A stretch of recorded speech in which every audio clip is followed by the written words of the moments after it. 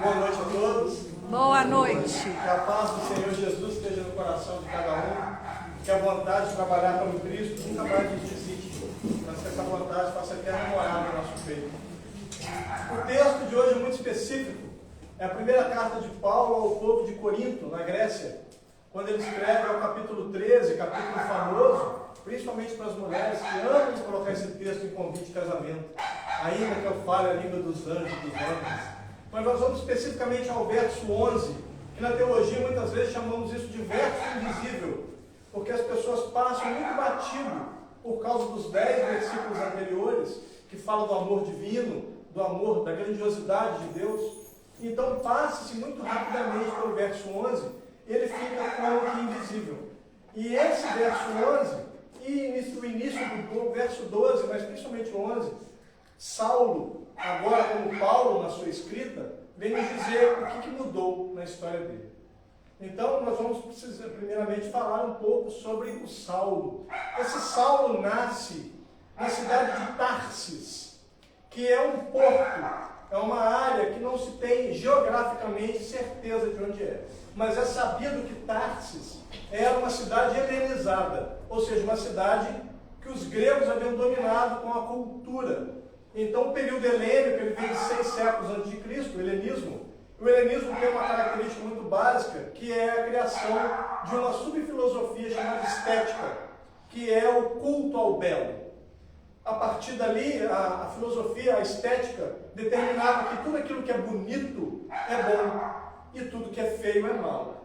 E nós usamos isso ainda hoje sem ter essa consciência, porque vemos algo que entendemos ser ruim, dizemos que aquilo é uma coisa feia, e não necessariamente é.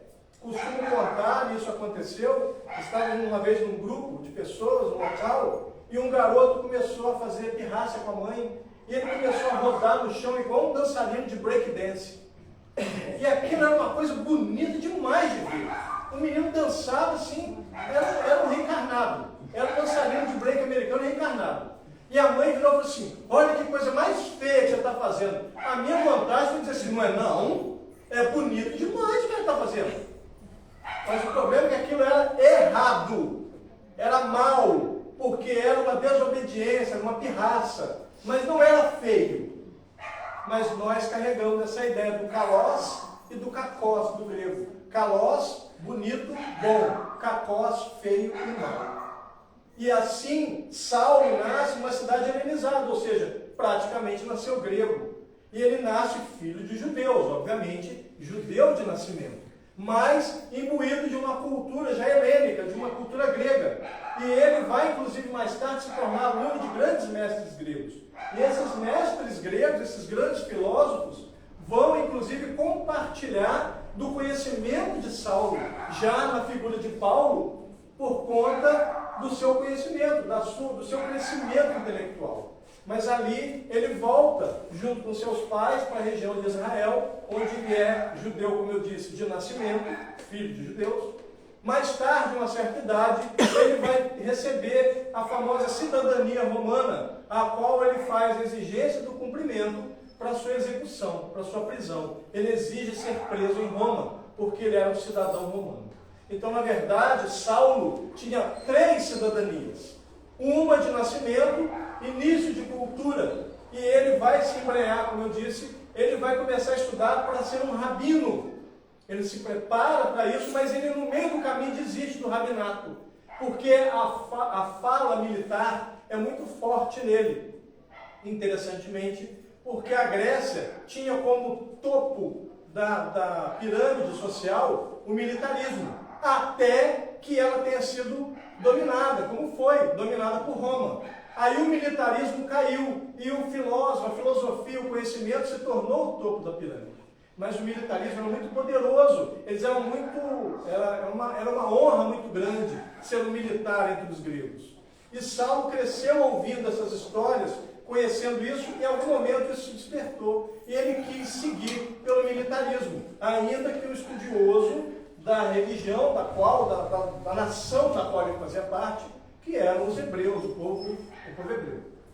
Ele vai conhecer uma série de situações, vai estudar com um dos maiores professores da história de Israel, conhecido como Gamaliel.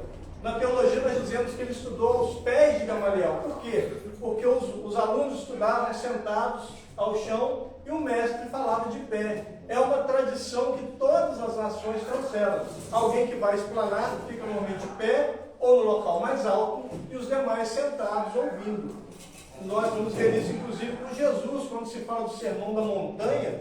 Não é uma montanha, é um monte. É um montezinho chamado Carnei-Ritim, que é um pequeno monte, é o nome de um chifre de animal de pequeno porte. Mas o sermão da montanha nunca foi uma montanha, um monte. E as pessoas se assentaram ao redor e ele no topo daquele monte explanando. O sermão está lá registrado nos capítulos 5, 6 e 7 do Evangelho de Mateus. Ali então, esse Saulo, que estudou com um dos maiores mestres da cultura, da língua do povo hebreu, conhecendo Gamaliel, entendendo Gamaliel, e Gamaliel, interessantemente, reconheceu Jesus como Messias. Gamaliel aceitou que Jesus era o Messias, baseado exatamente nos seus estudos, no seu conhecimento, por conta das provas que Jesus deu. Mas esse Saulo cresceu e ele se torna um líder militar do Sinédrio. O Sinédrio é uma instituição religiosa, mas precisou então um braço militar como uma forma de proteção. Nós vamos ver hoje, por exemplo, um grupo de indivíduos que usam laranja e roxo, que protegem o líder do Vaticano, que também é o líder da Igreja Católica Apostólica Romana. É um grupo militar chamado Guarda Suíça. Então é um grupo militar que protege o líder religioso. Isso sempre existiu. Sempre houve na história da humanidade uma proteção militar a um líder religioso. Na França ocorreu, na Inglaterra ocorre, e assim sempre houve isso. Ele então vai fazer parte desse grupamento. Quando Jesus é executado pelos romanos, a pedido dos judeus, isso tem que ficar muito claro. A execução é romana. Jesus foi crucificado ou crucifixado, fixado em uma cruz. A cruz é o símbolo de uma espada enterrada no chão, símbolo de poder, de força, que Roma detinha. Roma, o Império Romano, foi fundado através da força. Eles dominaram, escravizaram, executaram e se colocaram como líderes. E então a crucificação era uma forma de demonstrar poder. Eu coloco o indivíduo na minha espada. Se você olhar bem, a cruz é uma espada. Simplesmente isso. E então, ele, seguindo esse propósito, esse entendimento, o Sinédrio queria que todos os cristãos se deixassem de ser cristãos. Porque aquele ainda não era o Christos, do latim, Christus, do latim, Christos, do grego, o Meshá, do hebraico, o Messias, o eleito. Aquele não era. Aquele tal Yeshua não era. Então, eles tinham que dissuadir esses indivíduos dessa ideia para que eles voltassem ao conceito padrão judaico para aguardar o Messias, o Meshá. Aquele que seria o emissário do Yahvé, do Deus único, bendito e soberano. Mas aquele não era, o Sinédrio não aceitava isso como verdade. E então, por conta do ius puniendi, uma expressão em latim, quer dizer, somente o Estado pode punir, o Estado era romano. Então, Jesus executado nos moldes romanos, a pedido dos judeus.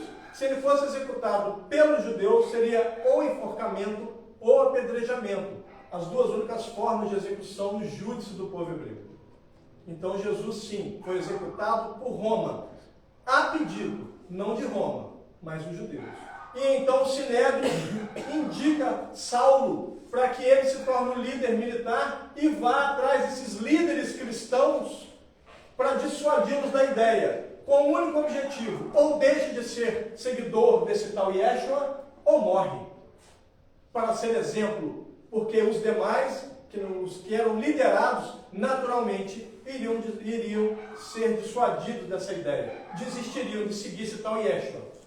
Porque se o líder é executado, normalmente os liderados tendem a cair.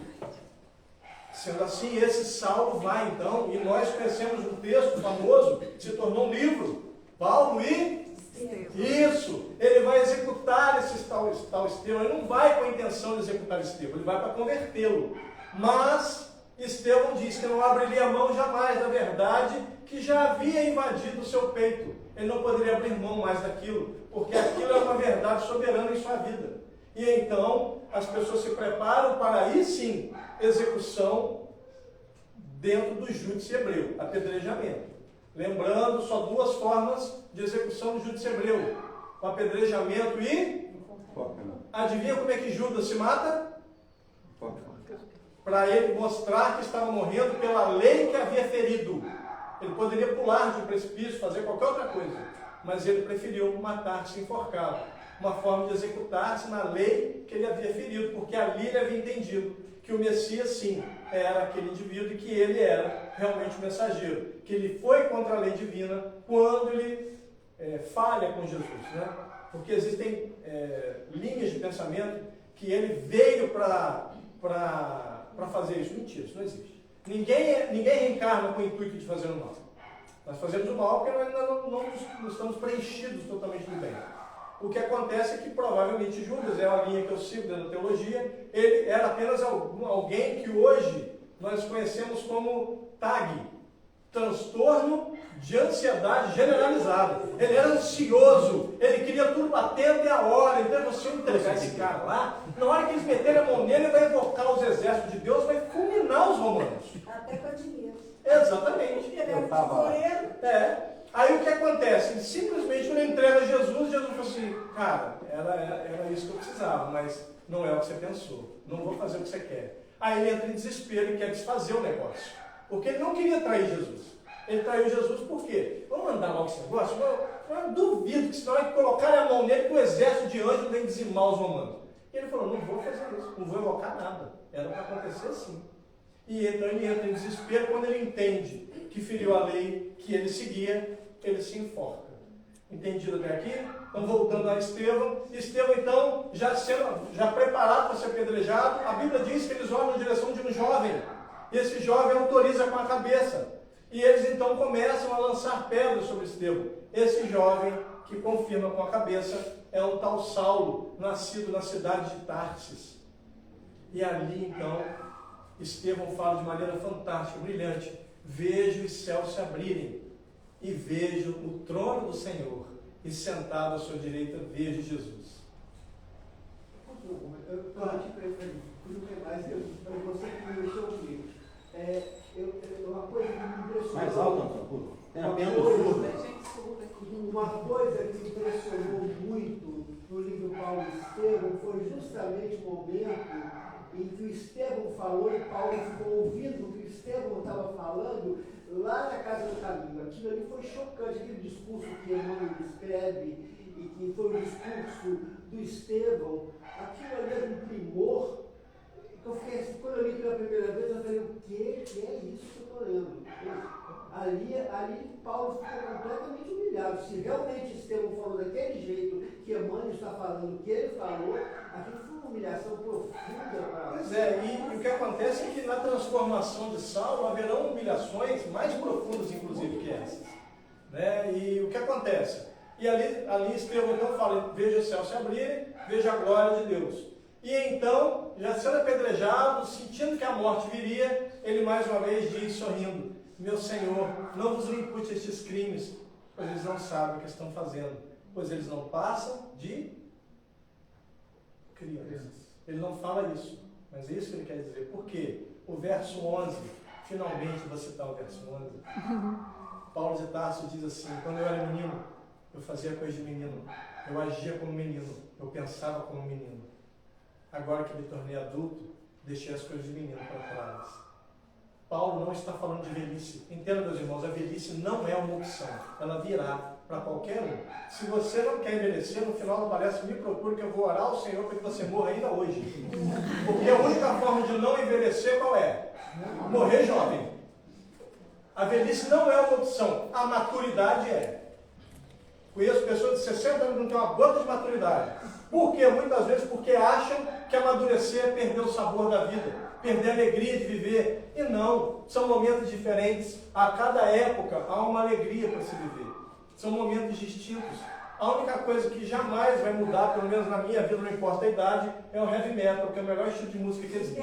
Vocês podem discordar de mim, vocês estão errados. Veja bem, música sertaneja, como que pode?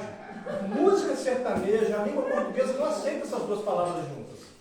As pessoas inventaram isso.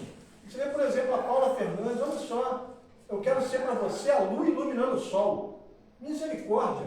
Ela não tem a menor noção de astronomia. A lua reflete a luz do sol, não tem como iluminar o sol. Isso só mostra o seguinte: quando você canta, eu quero ser para você a lua iluminando o sol, você está dizendo para o seu amado, eu quero ser inútil na sua vida. Porque a lua, ela é iluminada, a sua superfície reflexiva é que nos mostra a luz, mas é a luz do sol que bate nela. Então, você vê, o heavy metal tem essas conversas. Então, se você quiser também no final, eu oro ao Senhor e te converto ao metal, que é o melhor estilo de música que existe. A banda você escolhe. Quando eu tinha 15 anos, eu tive um lancezinho com Kiss, mas aos 16 anos eu me apaixonei pela melhor banda de heavy metal do mundo, chamada Iron Maiden. Eu só não vim com a camisa do Iron, porque as pessoas ficam assustadas porque é do Ed. Parece um demônio. Então, seguindo, isso é só para quebrar, porque na década de 50 foi feita uma pesquisa e descobriu-se que nós conseguimos focar por no máximo 50 minutos numa preleção. Por isso os nossos tempos de aula hoje ainda são de 50 minutos. Mas aproximadamente 10 anos foi feita uma nova pesquisa e descobriu-se que esse tempo caiu para 4 minutos. Então, vez ou outra, nós usamos uma técnica que é fazer uma brincadeira, soltar para resetar e ganhar pelo menos mais 4 minutos com vocês. Então, ali, quando Saulo, ainda já como Paulo, falando da sua mudança, ele está falando de maturidade. Eu já não sou mais menino, então não posso mais agir assim. Por quê? Um menino, uma criança, quando não recebe aquilo que ele quer, qual é a sua tendência? Fazer pirraça. Ou é do meu jeito, ou não é de jeito nenhum. Então, ele, o indivíduo, que entendia com toda a sua empáfia, sua grandeza, seu conhecimento, ele entendia que o judaísmo era a única forma de culto possível, que a religião, que a cultura do povo hebreu, um pouco da cultura a cultura grega, era a única que realmente importava. Então, para ele, só o jeito que ele entendia era o correto. E ele pegou isso, assim que o Sinédrio lhe deu o poder, que é conhecer o caráter de um homem, dele poder. E ele foi em cima das pessoas, porque não foi simplesmente para dissuadir a ideia do Cristo, mas reconverter essas criaturas ao judaísmo. Ele queria, porque era a única forma de culto possível, a única forma de olhar para Deus. E qualquer um que fosse diferente, a pirraça seria o quê? Não vai aceitar? Então morre. E então, em algum momento, ele vai para Damasco. Na estrada de Damasco, obviamente, o texto relatado por Lucas, seu discípulo imediato, ele vai falar que Paulo está na companhia, Saulo ainda, está na companhia de alguns soldados. E ele está indo a Damasco com uma única intenção: executar Ananias. Porque ele sabia que Ananias, assim como Estevão, não aceitaria se reconverter. Ele sabia que Ananias não abriria a mão de forma alguma. Então ele já estava indo sabendo que ele iria para executar Ananias em praça pública, para servir de exemplo aos cristãos da região de Damasco. E ali no início da estrada, o texto de Lucas é muito claro, ele diz que Saulo vê como um simples brilho, um flash. E todos que estão ali ouvem a voz, mas só ele vê o flash que o cega instantaneamente. Mas todos que estão ali vão ouvir a voz: Saulo, Saulo, por que me persegues? E eles ficam atônitos, ouvindo uma voz, não se sabe de onde, uma voz poderosa, firme. E a voz diz: vá até Damasco, mais tarde terei com você. E ele vai a Damasco, os soldados vão junto com ele. E em algum momento, nós descobrimos que ele está lá já há 3 dias. Porque Ananias está se preparando para se recolher, fazendo a sua prece noturna. E ele ouve a seguinte frase: Ananias. E ele reconhece a voz de Jesus e diz: meu Senhor, eis-me aqui. Eis-me aqui é uma expressão usada entre os judeus, e isso ocorre lá no profeta Isaías, quando a visão que ele tem de Deus, no trono de Deus, ele diz, Deus teria dito: e agora, quem enviarei aos meus filhos? O profeta Isaías diz: meu Senhor, eis-me aqui, envia-me a mim. Da mesma maneira, Ananias vai dizer: meu Senhor, eis-me aqui. O que quer dizer eis-me aqui para o judeu? Estou à disposição. O que você precisa? Em que posso te ajudar? Não é só dizer que eu estou aqui. É eis-me aqui, o Senhor. Em que eu posso ser útil? Como eu posso te servir?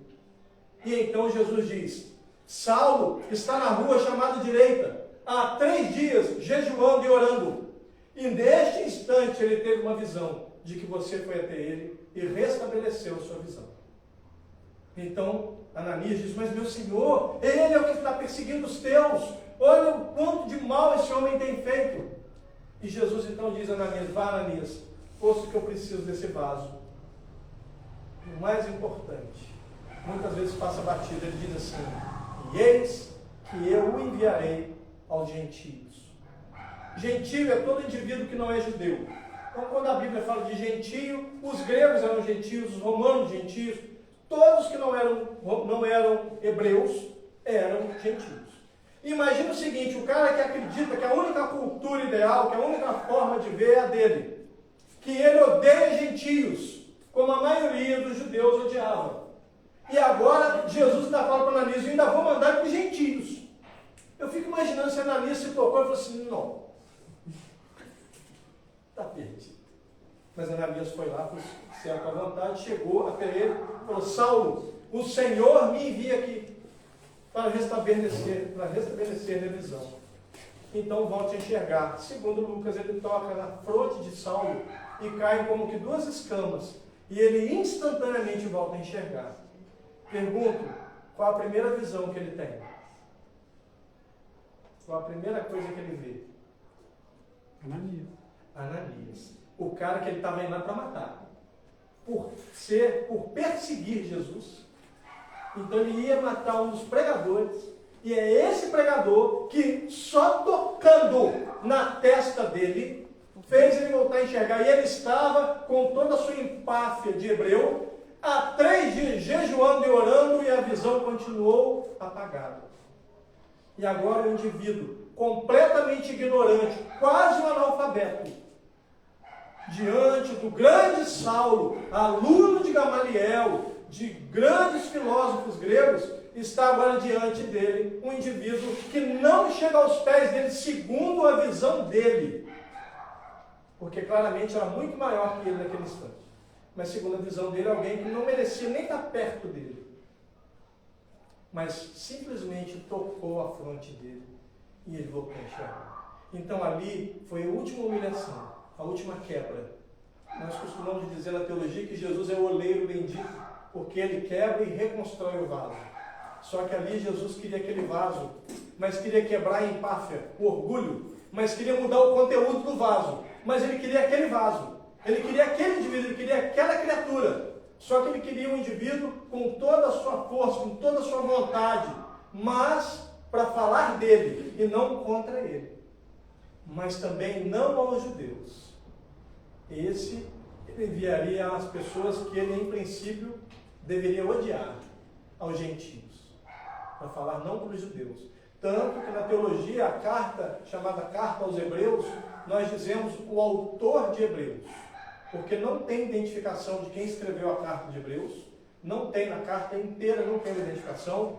Eu sigo a linha teológica de que não foi Paulo, mas não quer dizer que não tenha sido. Eu sigo a linha de que não é, como tem uma linha que segue que tenha sido. Por quê? Porque ele foi instituído aos não-judeus. Então não caberia ele escrever uma carta ao povo hebreu, porque ele não era a função dele. Esse indivíduo então vai sair fugido de Damasco, mas antes disso, ele procura um dos apóstolos que estão na região e pede para ser batizado. Obviamente que o apóstolo fica com o pé atrás, mas não tem medo da morte, porque é servo do Cristo, então ele o batiza. Ali só fala do batismo, que ele busca o batismo. A tradição vai dizer que naquele momento ele teria dito, neste instante morre Saulo, para que então nasça Paulo, apóstolo do Senhor.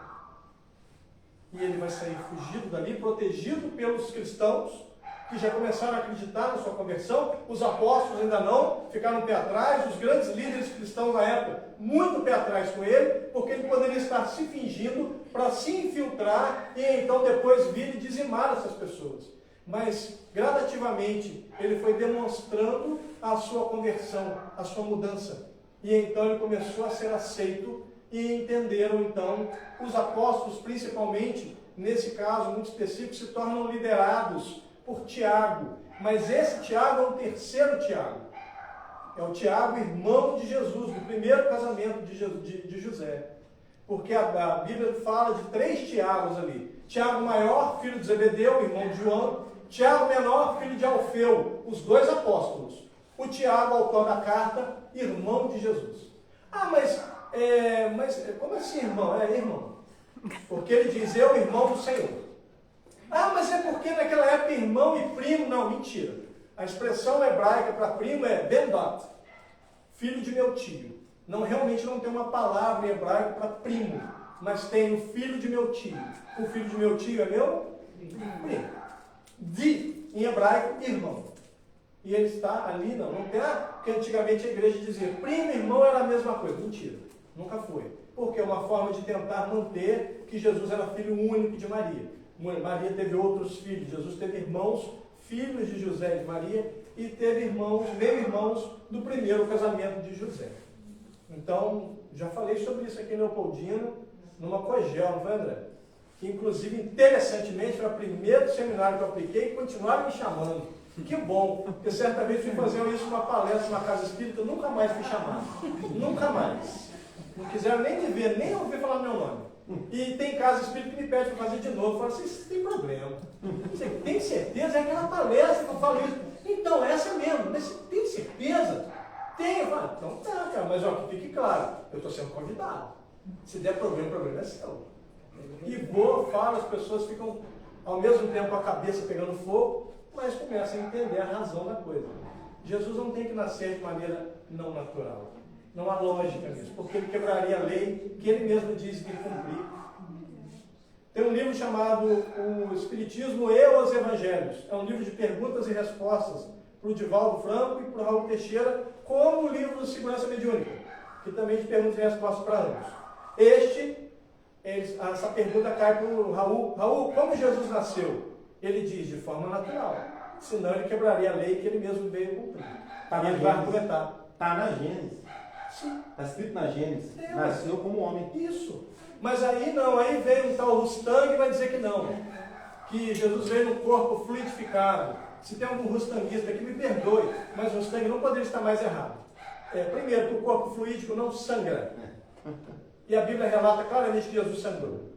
Então, obviamente. Segundo, Mateus registra, após a morte física de Jesus, que ele entra num local fechado. Por que ele não entrou em local fechado antes? Porque antes ele estava no corpo físico. Depois do desencarne, ele estava no corpo fluídico. Tanto que Mateus diz que ele entra num local que está fechado, eles não o reconhecem, a não ser pela sua forma de saudar e de partir o pão. E assim que ele parte o pão cai sobre a mesa e ele desaparece. Então ali já não é mais um corpo material comum. Ali já é fluídico. Parece que eles falam, eles se põem no meio deles. Então ele entrou por uma porta, por uma janela, mas de repente apareceu no meio. E o local estava fechado, porque era um lugar que eles estavam escondidos. Eles eram perseguidos já naquele momento. E ele fala que ele entra no local que está fechado, ou seja, ali já não é um corpo físico mais. Ali sim. Santana, aproveitando essa parte da morte, ele desce as furnas umbralinas para perdoar, ficar com Judas por 3 dias. Ele dissipa o corpo, mantém a matéria. Como é que é para descer as furnas umbralinas para ficar 3 dias? Da mesma maneira, ele vai usar o recurso o que acontece? Quando o espírito vai ser mostrado para um médium vidente, ele apenas chega, o médium vidente tem a condição de ver naquela frequência e conseguir enxergar. Quando ele precisa se mostrar para quem não é vidente, aí ele precisa de recursos de ectoplasma para criar um corpo. E ali, sim, Judas poderia simplesmente vê-lo. Judas poderia estar com um fator de evidência ativado. E ele poderia ver Jesus independentemente de um corpo. Entendido? Agora, por que ele vai buscar perdoar Judas? Porque Judas estava achando realmente que ele veio traído. E ele falou, não, era para ser assim, está tudo certo. E Jesus apenas usou a ansiedade de Judas para seguir com o seu propósito, com a sua sequência. Existe um documentário, que inclusive diz que um dos responsáveis pela morte de Jesus pode ter sido ele próprio. Por quê? Porque ele causou todo aquele tumulto para matarem ele. E obviamente que ele, ao morrer, ele mata o maior medo da humanidade, a morte. Existe um texto, um livro protestante, que chama-se A Morte da Morte na Morte de Cristo. Aí vem a Quando pandemia, Cristo ressuscitou a morre, morte. ele mata a morte, porque ele volta vivo. Né? Como é que é? Aí vem a pandemia, ressuscitou a morte. Pois é. E eu não consigo entender o espírito ter medo de morrer. Eu não consigo entender isso. Entenda uma coisa, meus irmãos, eu respeito de coração, mas me incomoda. Espírito ter medo de morrer me incomoda. Muito. Primeiro, porque todos vamos passar por ela. E o problema não é o avião que você vai pegar. Porque esse avião todo mundo vai pegar. O problema é onde você vai onde ficar. esse filme te levar? Ou você vai descer no mesmo aeroporto e vai para algum lugar. O lugar que você vai é diferente. E ele depende da vida que você viveu, e não da morte. Morri no acidente de avião, então vou botar um lugar. Não. A vida que você viveu vai determinar se você vai ficar debaixo de uma ponte, se vai ficar num relento, se vai ficar numa mansão. Ou seja, claro que não é dessa maneira.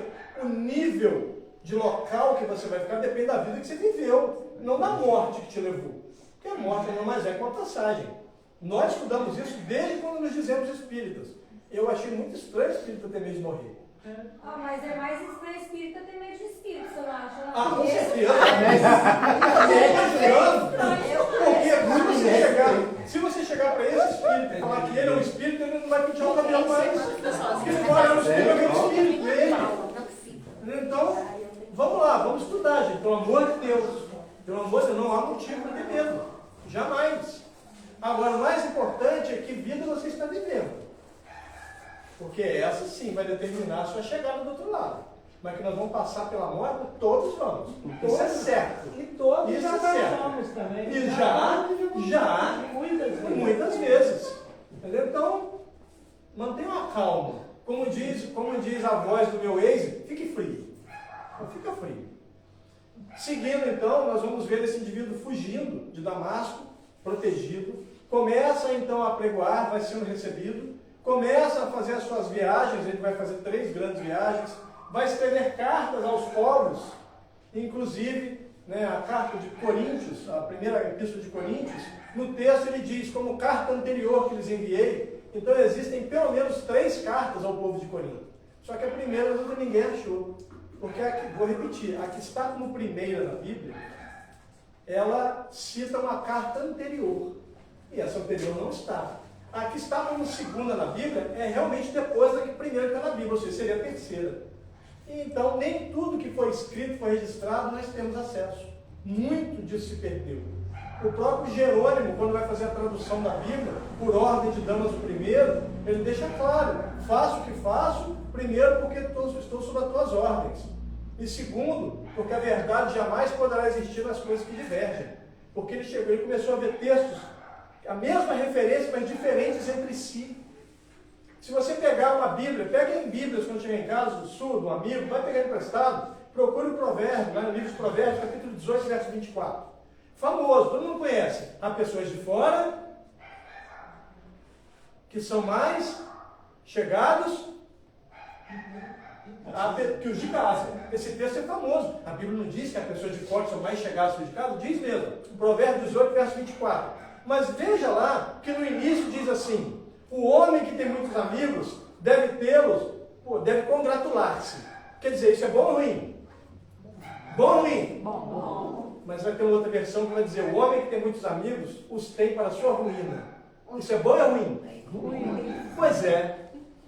Então, Jerônimo, quando viu, ele falou assim: misericórdia, você é apedrejado e ser chamado de herege nas ruas. Aí ele escreve para Damaso, essa declaração de Jerônimo.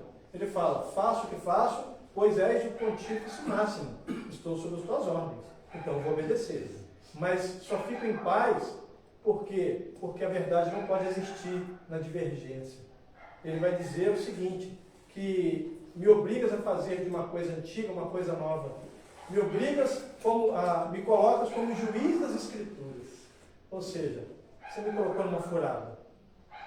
Então, nós vamos ver divergências entre os textos, mas acima de tudo, nós vamos ver a grandeza da história de Saulo se transformando em Paulo. Agora, como Paulo vai pregar, vai escrever, vai viajar. E em cada agrupamento, em cada local, em cada possibilidade, ele para e conversa, auxilia. Em algum momento, Tiago, líder do cristianismo, Tiago, irmão do Cristo, ele ordena que Simão Pedro, Simão Pedro, como eu costumo dizer, uma sensibilidade, uma marreta de 5 quilos, ele manda logo Pedro, fala assim, Pedro, vai lá e vê o que Paulo está fazendo. Por quê? Porque Tiago, irmão de Jesus, era judaizante. Ele entendia que para seguir Jesus tinha que ser judeu e então seguir Jesus. Não poderia só seguir, tinha que ser judeu. Porque Tiago, irmão de Jesus, defendia 2 tipos de obra. As obras da lei, que são os rituais, e as obras da fé, que é a caridade. Tiago defendia as duas. Mas Paulo, defendia só as obras da fé, só a caridade.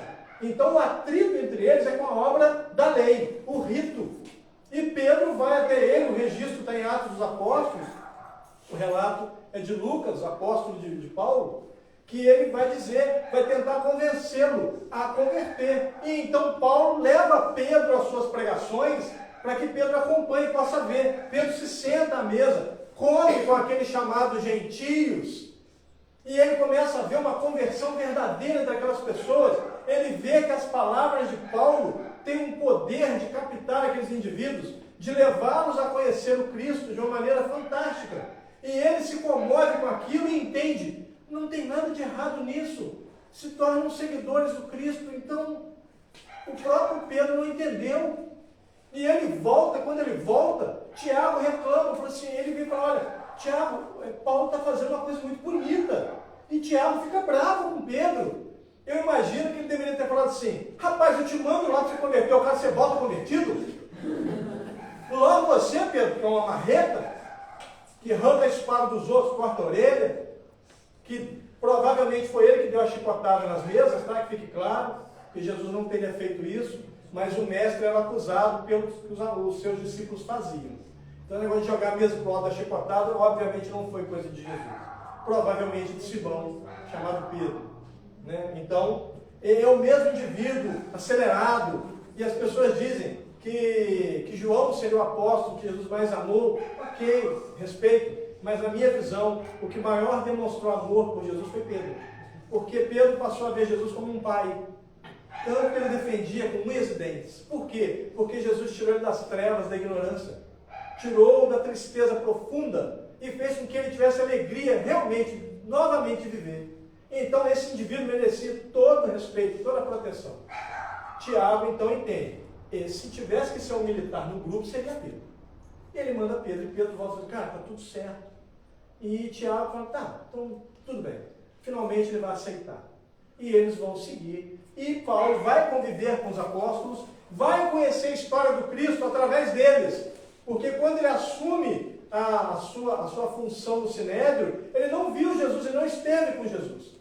Ele só vai perseguir os seguidores. Agora ele quer saber mais sobre aquele indivíduo que com um único flash de aparição foi capaz de cegá-lo. E o indivíduo que simplesmente usa qualquer um para salvar alguém.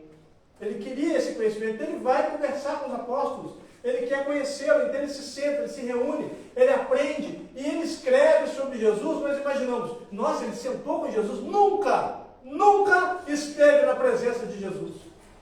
Mas então por que ele é apóstolo? A teologia é muito clara em determinar que um apóstolo é alguém chamado diretamente pelo mestre. Então, só houveram 13 apóstolos, os primeiros 12 e Paulo. Ah, mas é aquele momento em que Judas morre, que os 11 escolhem um 12º. Aquele, para teologia, não é apóstolo. Não é, porque não foi escolhido pelo mestre, foi escolhido pelos outros apóstolos. Então só houveram 13 indivíduos chamados. Os primeiros 12 e Paulo, que foi chamado também diretamente por Jesus. Como é que chama o final é escolhido por Jesus? Faz, você pergunta. É bispo? Padre? Não, ele vai ser o discípulo, mas não o apóstolo. Tá? Por exemplo, Lucas vai ser apóstolo de Paulo, porque Paulo chama Lucas para seguir, para auxiliá-lo, que vai ser um discípulo. Todo apóstolo é um discípulo, mas nem todo discípulo é apóstolo. A palavra apóstolo é alguém que o mestre chama diretamente. Nós vamos ver, por exemplo, a chamada do próprio Mateus, de uma maneira tão simples, tão bonita. Obviamente, Mateus não queria aparecer, ele não queria dizer como foi. Ele apenas disse que Jesus chamou um tal Levi, que era cobrador de impostos, era ele, e disse, segue-me. E ele saiu e seguiu. Ele não queria falar dele. Mateus tinha a preocupação de provar que Jesus é o Messias. E não falar sobre ele próprio. Mateus não fala sobre ele. Tanto que ele não fala que ele foi chamado. Ele fala que chamou um tal Levi, que é ele. Era o nome verdadeiro dele.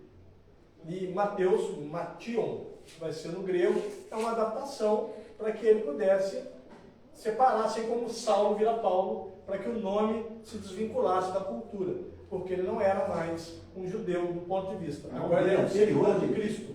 O nome dele é anterior a Levi. Levi. E ele era, obviamente, né, chamado Levi, mas não era da tribo dos levitas, mas ele era chamado Levi. Por que levita? Porque havia um dos 12 filhos de José, se chamava Levi. Então esse nome se repetiu. O nome bíblico é muito engraçado, porque Tiago, por exemplo, em inglês é James. Quem é que já assistiu o filme Harry Potter? O nome do pai do Harry Potter, no filme qual é? Na legenda? James. Mas na dublagem, Tiago. Porque o nome em inglês, James, é equivalente ao Tiago. E nenhum nem outro é o nome bíblico. O nome bíblico seria Jacó. Mas Jacó também não existe, porque não existe som de J em hebraico. O nome verdadeiro de Tiago é Jacob. Jacob. Uma equivalência a Jacó, mas não pode ser Jacó também. Já falei sobre isso aqui, não tem som de J, não já? Alguém lembra? Quem lembra? Só você, André, lembra? Então, certa vez, o Rogério também. Você falou Certa só vez, pra ele. certa mentira, é que vocês prestaram atenção.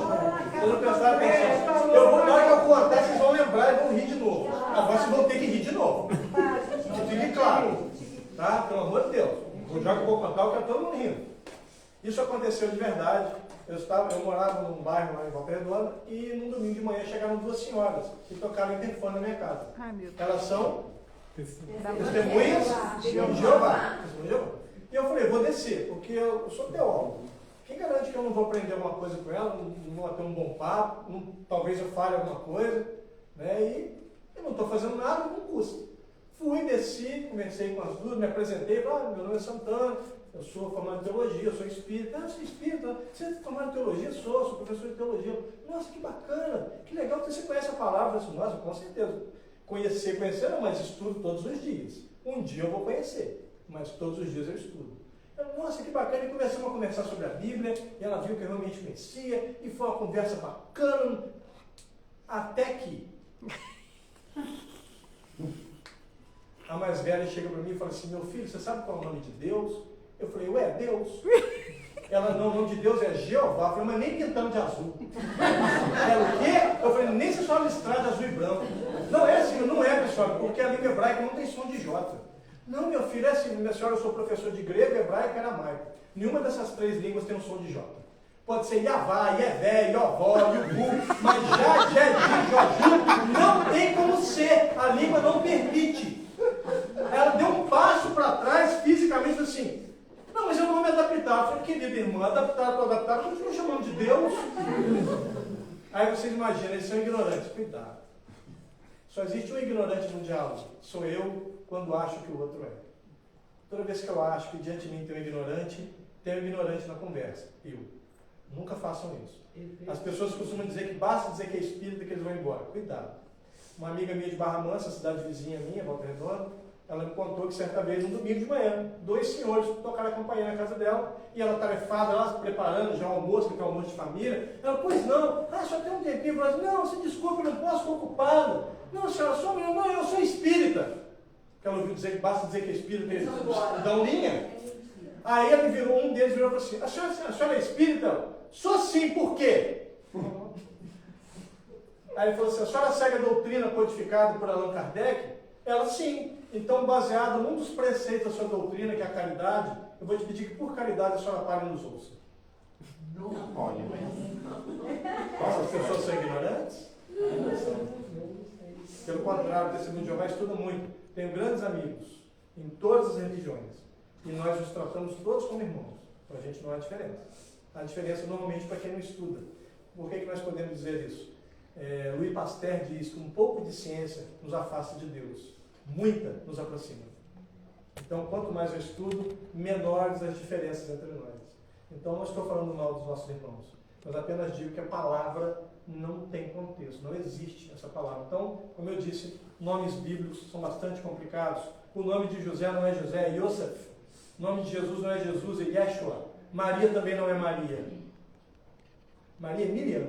Maria é um nome alemão e espanhol. Não é um nome judeu. Nunca foi. Miriam. Então você que tem marido fala assim, Jesus, Maria e José, ninguém vai te atender.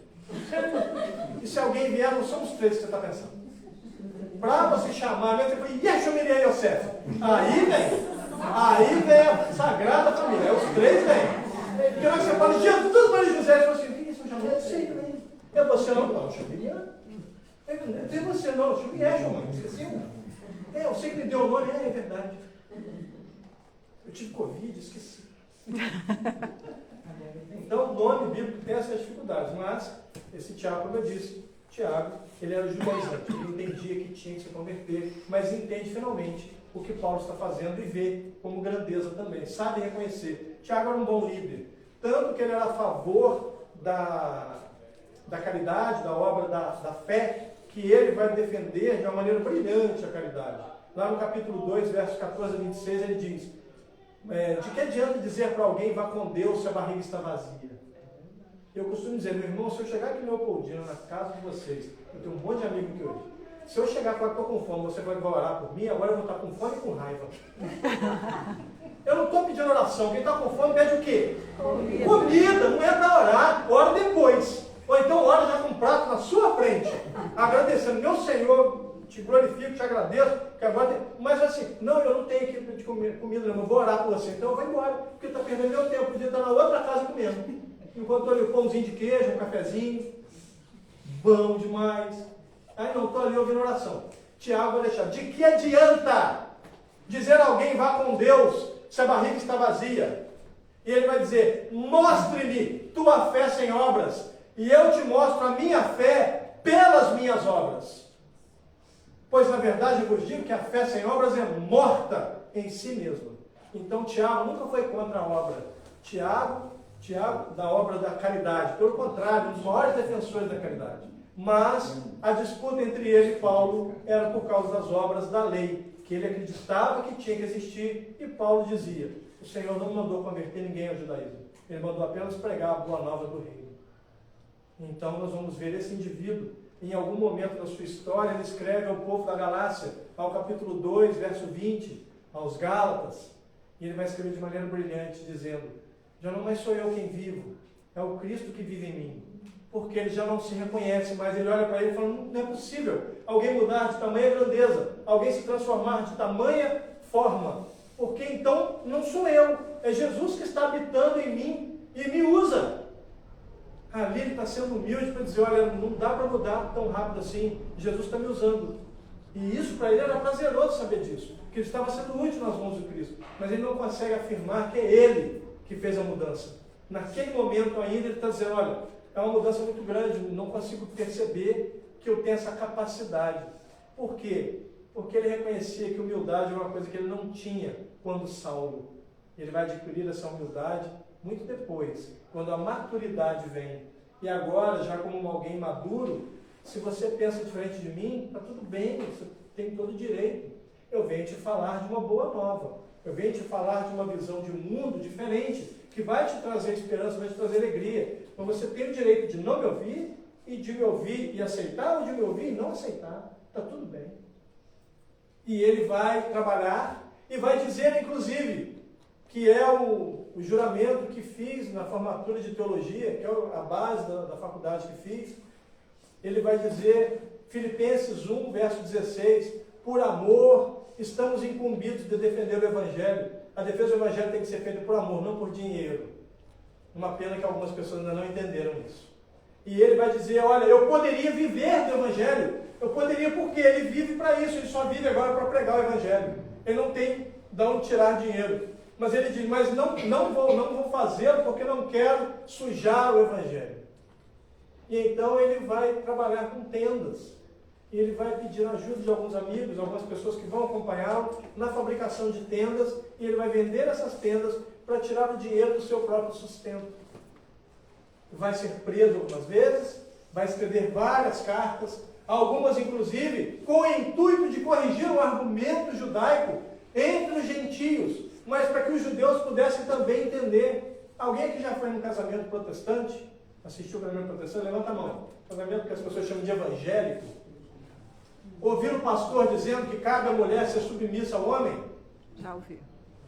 E a pessoa falou depois o resto, o que é, cabe ao homem ou não? Pois é, isso é muito interessante, porque o texto é muito claro.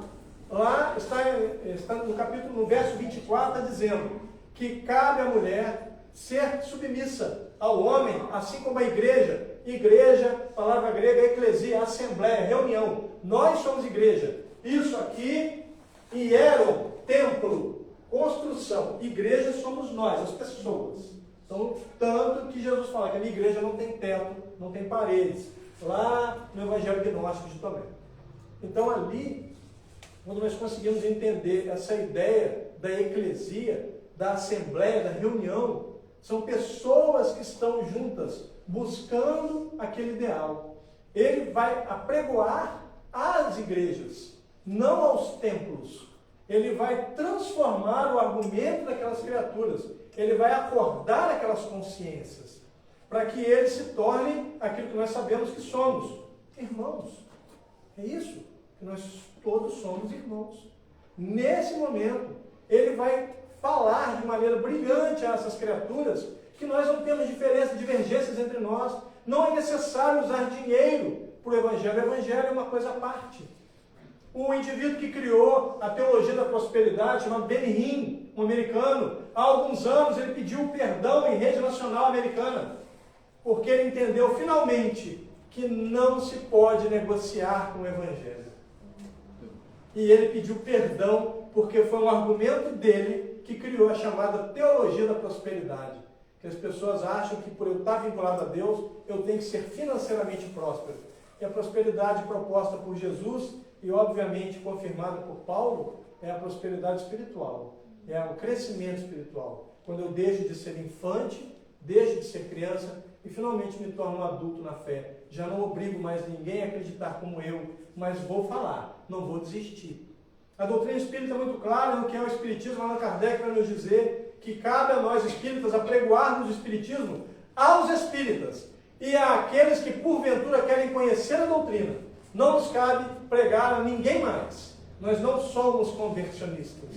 Mas Paulo era conversionista. Ele tinha a sede de transformar a gentilidade, os gentios, em cristãos, para que eles pudessem entender a graça de Deus e finalmente serem felizes. Se você continuasse o tema que eu estava falando antes, a submissão das mulheres. Vamos falar. Então, o que acontece? Vamos voltar então rapidamente para o seguinte. Ali, quando ele fala da submissão das mulheres, o outro verso vai dizer o seguinte: homens, amem as suas esposas como Cristo ama a igreja. Então, minha irmã, se você é hétero, e você tem namorado, noivo, ou está casada, você tem que ser submissa ao seu marido, ao seu namorado, sim, desde que ele te ame como Jesus nos ama. Paulo entende isso. E o que ele quer dizer com isso então? Então é impossível? Não. Você tem que ser submissa a esse tipo de homem.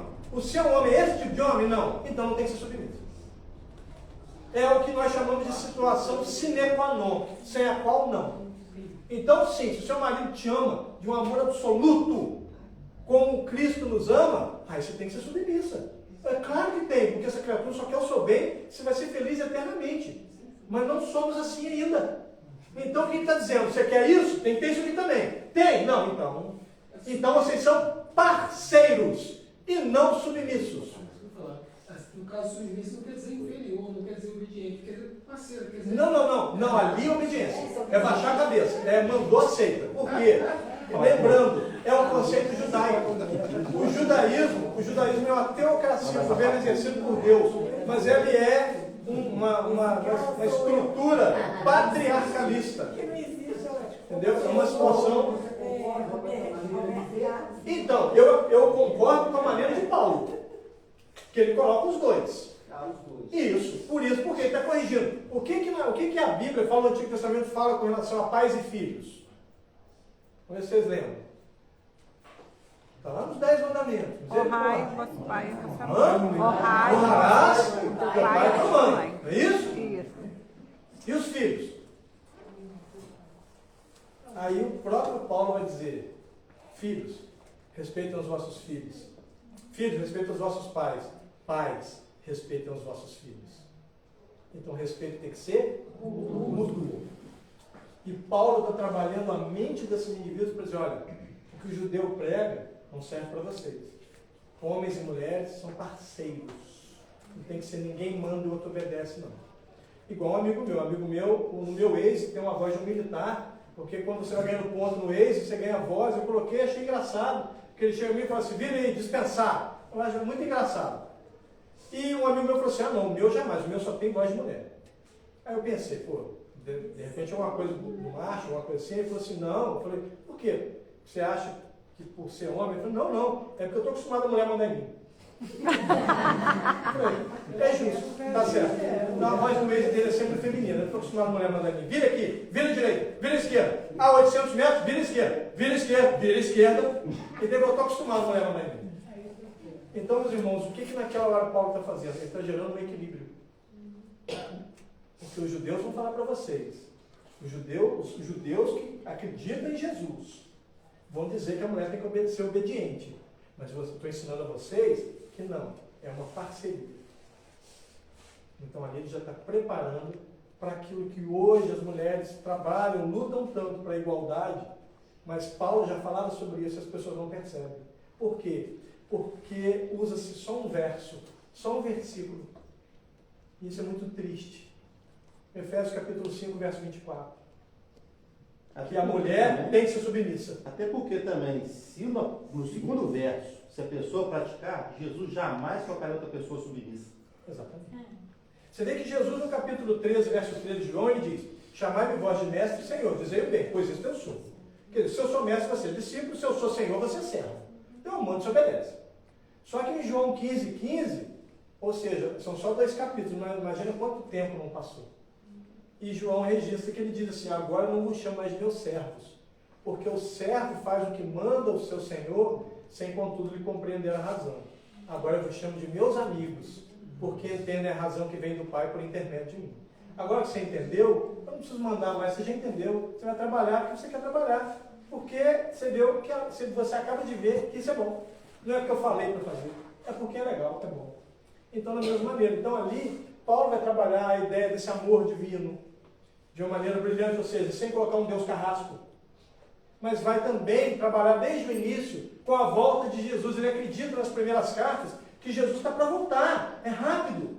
Quando ele começa a ser aprisionado e começa a perceber que não, ele vai nos escritos das cartas alterando esse tempo, dizendo: quando o Senhor vier, então já não é uma coisa tão rápida, mas para se preparar para quando acontecer a vinda, porque nós não sabemos quando será, segundo o entendimento deles.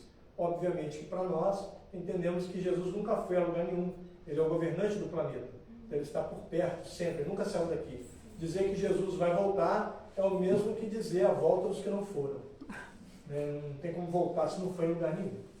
Entendeu? Então, ali ele começa a entender finalmente, quando ele percebe que a morte está próxima, aí ele vai escrever a Timóteo, que é um dos seus discípulos também, preparar Timóteo para assumir a sequência do seu trabalho, como Lucas já estava assumindo. Lucas já estava entre os apóstolos, convivendo com eles, conhecendo e trabalhando, já apregoando também. Entre os apóstolos já estavam vivos. Lembrando também, meus irmãos, que é uma coincidência interessante, que a mulher de Zebedeu, quando ela oferece João e Tiago a Jesus, ela diz: meu Senhor, gostaria que são meus dois filhos, gostaria que um sentasse à tua direita e um à tua esquerda, um de um lado e outro do outro. E Jesus fala assim: mulher, não cabe a mim decidir, mas se eles aceitam tomar no mesmo cálice que eu vou tomar. E a Bíblia registra que eles em uníssono respondem: nós aceitamos. Interessantemente, o primeiro apóstolo a morrer é Tiago e o último é João. um no início e um no fim. O alfa e o ômega, um que inicia a partida e um que termina. E João vai partir de maneira brilhante. Se eu tivesse tempo, eu contaria. Mas agora o tempo Tem que ser meia-noite, não tem, Pedro Paulo? Hum? Tem meia-noite, não, Pedro Paulo. Aí eu vou. Atrapalha? Então vamos lá, atrapalha alguém? Não? Então, primeiro tem que encerrar Paulo, tá, gente? Estou contando essa história de João. E ali, finalmente, Paulo vai dizer para seu apóstolo, para seu discípulo. Aos 4 minutos que ele falou. Ele diz assim: combati o bom combate, guardei a carreira e mantive a fé. Está próximo o momento em que me encontrarei com o justo juiz que me tem reservado a coroa da justiça. Ou seja, ele finalmente entendeu. Eu fiz o meu melhor. Não me tornei perfeito, mas fiz tudo o que pude. Tudo pela graça. Como que nós podemos afirmar isso? Porque na mesma carta aos Coríntios, na primeira, de onde nós tiramos o texto inicial de hoje, ele vai escrever o capítulo 9, a partir do verso 17, mas eu cito a partir do verso 22, ele diz: fiz-me fraco para os fracos, para ganhar os fracos. Fiz-me tudo por todos, para por todas as formas, angariar meios para conquistar alguns. Ou seja, fez de tudo, mas conquistou apenas alguns e não todos. Mas ele fez de tudo. E ali, então, ele diz a Timóteo: a coroa da justiça me está reservada. Fiz o meu melhor. Vamos agora encerrar falando de João. João está na ilha de Patmos, e uma ilha vulcânica, e ali eles começam a chamá-lo de Pai João, Pai João. Isso está no primeiro capítulo do livro Francisco de Assis. Eu desafio qualquer um aqui ler esse primeiro capítulo e não chorar. E ali ele diz, ele passa uma série de coisas. Francisco de João dos Mais. Espírito Miramês. Isso, Espírito Miramês. O primeiro capítulo. Ali é o final da vida de João. A partir do segundo, ele já é Francisco de Assis reencarnado. Ali ele vai dizer que ali os soldados romanos começam a chamá-lo de Pai João. Já começa a ter um carinho por ele, e eles dão fuga a ele. Eles arrumam um jeito de dar fuga a ele, e ele vai embora para Éfeso. Nós inclusive citamos Éfeso agora.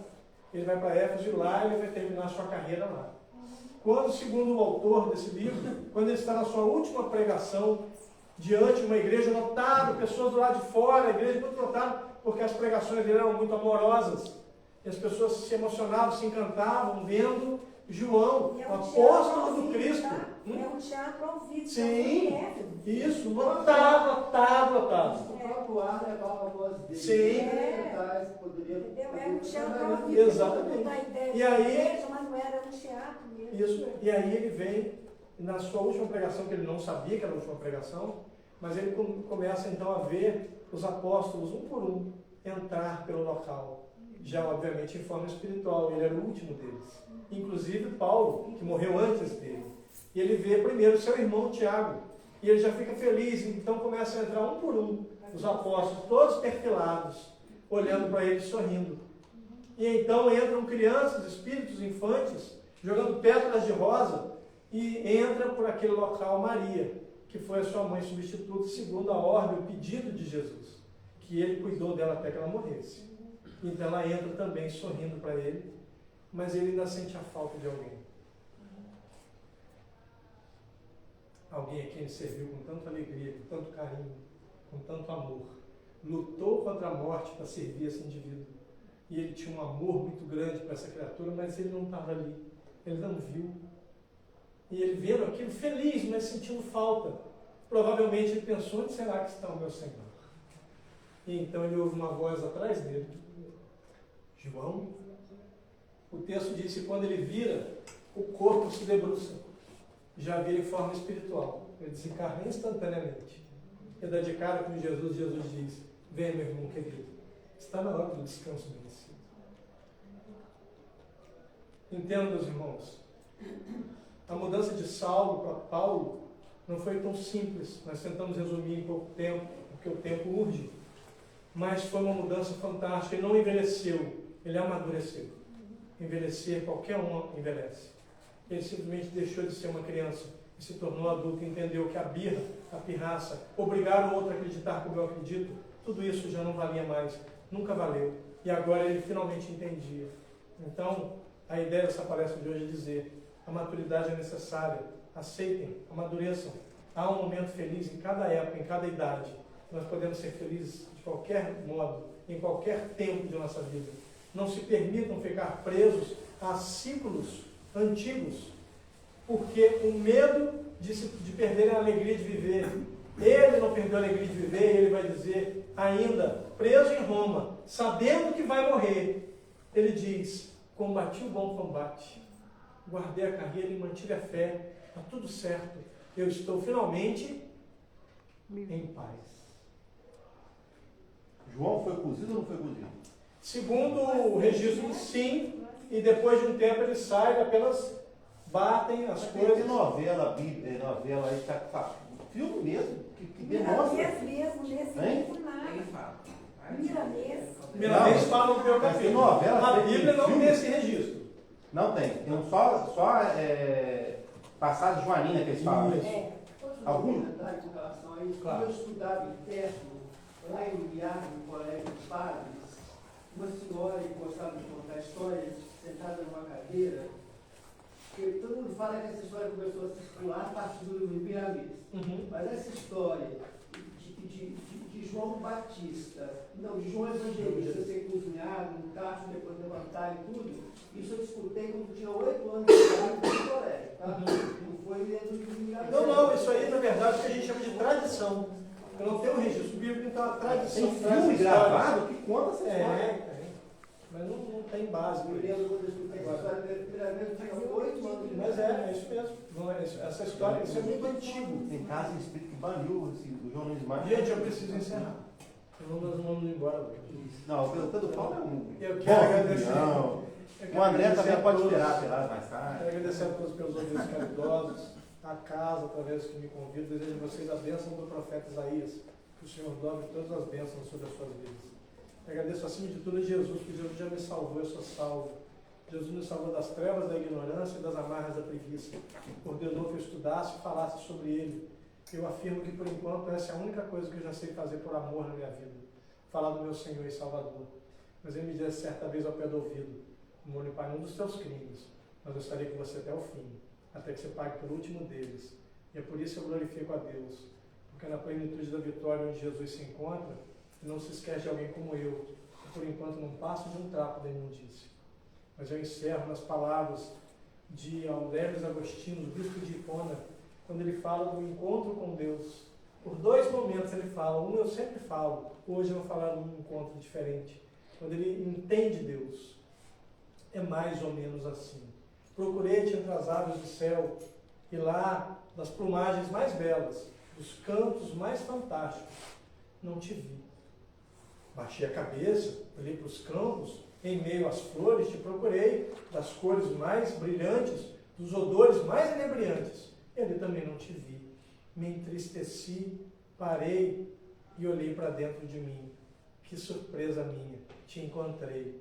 Meu Senhor, eu sei quem és, eu sei o que és, eu sei o que fazes na minha vida, meu Senhor, mas quando me perguntam, eu já não sei mais. Que Jesus abençoe a todos. Muito obrigado pela noite. Eita! Aurélio Agostinho, sabe Agostinho?